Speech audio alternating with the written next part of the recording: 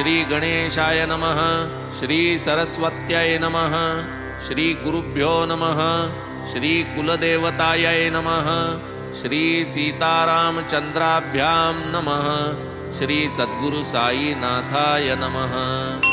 प्रथम कार्यारंभ स्थिति, भावी निर्विघ्न परिसमाप्ति, इष्टदेवतानुग्रह प्राप्ति, शिष्टकरिते मंगले। मंगलाचरणाचे कारण, सर्व विघ्नांचे निवारण, इष्टार्थ सिद्धी प्रयोजन, अभिवंदन सकलांचे। प्रथम वंदू गणपती, वक्रतुंड हेरंब